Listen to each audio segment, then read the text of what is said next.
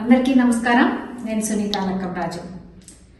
నవ్విపోదురు కాక నాకేంటి అన్న సామెత చందంగా ఈరోజు 3 పార్టీల అధ్యక్షులు కలిపి మరి తణుకు బహిరంగ సభలో మాట్లాడుతున్నారు.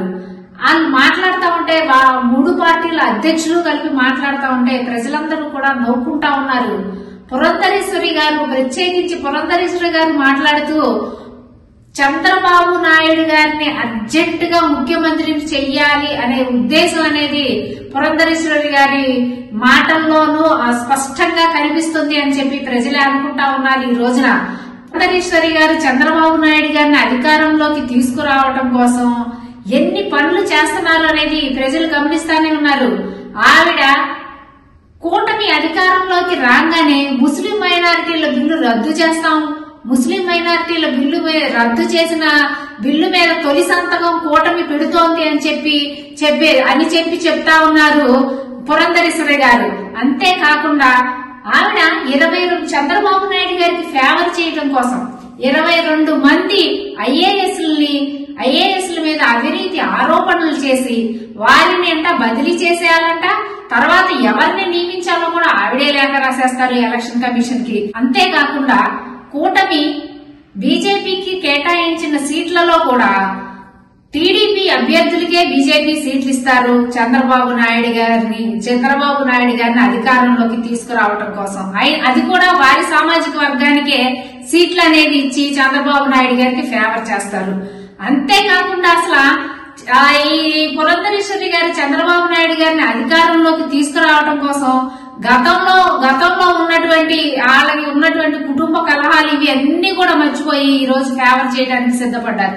అంతేలేండి, గతంలో మీరిద్దరూ కలిసే కదా ఎన్టీ రామారావు గారిని మరి గద్దె దించేసి ఆయన అధికారం దూరం చేసేసి గద్దె దించేసి మరి ఆయన అంత బాధపడి చనిపోవటానికి కారణమైన వ్యక్తుల్లో మీరే అని చెప్పి ఈ రోజు కూడా లక్ష్మీపార్వతి గారు చెప్తానే ఉంటారు. ఒకవేళ ఎన్టీ రామారావు గారు కనుక మిమ్మల్ని ఇద్దరిని చూస్తే ఆయన ఆత్మ క్షోభిస్తుందండి మీరు మాట్లాడే మాటలకి.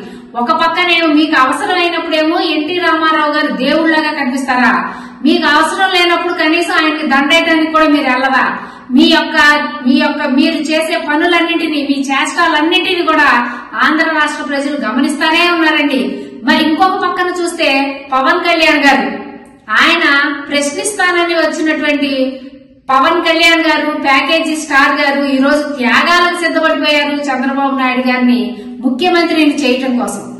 ఎందుకంటే అందరూ చంద్రబాబు నాయుడు గారిని ముఖ్యమంత్రిని చేయాలనుకుంటున్నారు? ఆయన ప్రజల గుండెల్లో ఉన్నారా అంటే కాదు. ఆయన ఉన్నది ఏంటంటే ఆయన ముఖ్యమంత్రి అయితే ఆయన చుట్టూ ఉండే వర్గం, ఒక 4-5 వర్గానికి మేలు జరగటం కోసం.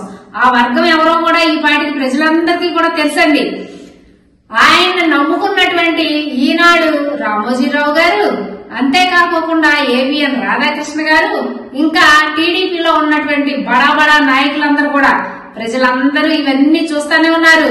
వాళ్ళు వీరికి సహాయం చేయటం, వీరి వారికి సహాయం చేయటం. అంతేకాకుండా అమరావతి భూములని తక్కువ రేట్లు కొనిచ్చి ఎక్కువ లబ్ధి వస్తుంది అని చెప్పి ఆశ పెట్టి వాళ్ళ చేత భూములు కొనిచ్చిన వాళ్ళందరూ కూడా మీకోసమే ఎదురు చూస్తా ఉన్నారండి.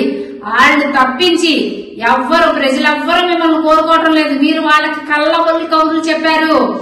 ఏంటి, హైదరాబాద్ హైటెక్ సిటీని డెవలప్ చేసింది నేనే, అక్కడ భూముల్ని ఈ రోజు కోకాపేట భూములను వేలం వేసి కోట్లు ఎలా సంపాదించుకుంటున్నారో అలాగే అమరావతి భూములను వేలం వేసి సంపాదించుకోవచ్చని లేనిపోని ఆశలు చెప్పి మీ వర్గాన్ని మీరే మోసం చేశారు. ఆ మోసాన్ని కూడా ఇప్పుడు వాళ్ళు తెలుసుకొని మీకు ఓట్లు కూడా వేసే పరిస్థితి లేదు.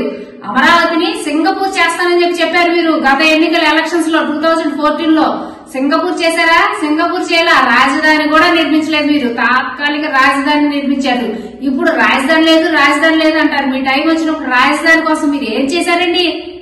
ఎవరితోటైనా పొత్తు పెట్టుకోగల సమర్థులు చంద్రబాబు నాయుడు గారు. గత ఎలక్షన్స్ లో ఆయన ఏం చేశారు? అక్కడ తెలంగాణలో కాంగ్రెస్ తో పొత్తు పెట్టుకోలేదా? అప్పుడు రాహుల్ గాంధీ గారు, సోనియా గాంధీ గారు మీకు దేవుళ్ళు అయిపోయారా? అప్పుడు బీజేపీని, నరేంద్ర మోడీ గారిని ఎన్ని తిట్లు తిట్టారండి మీరు?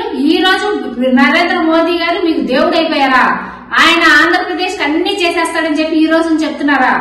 మన తెలంగాణలో ఎందుకంటే అన్ని తిట్లు తిట్టారు? హూ ఈజ్ నరేంద్ర మోడీ అని చెప్పింది మీరే కదండి. నరేంద్ర మోడీకి ఆ ఫ్యామిలీ లేదు, అది లేదు, ఇది లేదు, ఎన్ని మాటలు మాట్లాడారు కదండి ఆ రోజున.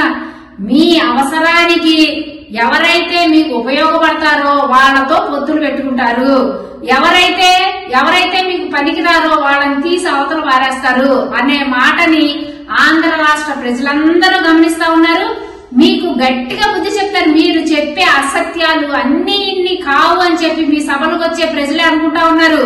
మీరు సభల్లో జనాలకి అవునా కాదా అని చెప్పి మాట్లాడుతా ఉన్నారు. అది కూడా చూసి ఏంటి చంద్రబాబు నాయుడు గారికి మతి చెల్లించి మతి భ్రమించి మాట్లాడుతున్నారా అని చెప్పి కూడా ప్రజలు అనుకుంటున్నారండి. మీరే కాదు, మీ కూటమి అంతా కూడా ఏం చెప్తా ఉంది, మీరు ప్రత్యేకంగా ప్రజలకు ఏం చేస్తారో అది వివరించట్లేదు. మీరేదో సూపర్ 6 అంటారు, ఈ రోజు ఏమో సూపర్ 6 అంటారు, రేపొద్దున కూటమికి సంబంధించి ఇది కాదు మా మేనిఫెస్టో, ఇంకోటి మా మేనిఫెస్టో అని చెప్తారు. ఏదైనా చెప్పగల సమర్థులు చంద్రబాబు నాయుడు గారు. ఇంకొకటి చెప్తున్నారు మీరు, జగన్మోహన్ రెడ్డి గారు అమలు చేసిన పథకాలన్నింటినీ మేము అమలు చేస్తామని చెప్తుంది తప్పించి కొత్త పథకం ఒక్కటి లేదు మీ దగ్గర. జగన్మోహన్ రెడ్డి గారు అమలు చేసిన పథకాలన్నీ అమలు చేసేటప్పటికి ఈ చంద్రబాబు నాయుడు మాకెందుకు, మా జగనన్నే మాకు ముఖ్యం అని చెప్పి మీ సభలకు వచ్చిన జనాలందరూ అనుకుంటున్నారు. జగన్మోహన్ రెడ్డి గారు ఇచ్చే పథకాలు అమలు చేసేటప్పుడు కూటమి మాకు అక్కర్లేదు, కూటమిని తిప్పుకొడదాం, వీళ్ళు చెప్పే మాటలు కాసేపు కాలక్షేపానికి పనికొస్తాయి అని చెప్పి నవ్వుకుంటా ఉన్నారు జనం అనేది మీరు గుర్తుంచుకోవాలని కోరుకుంటా ఉన్నాం.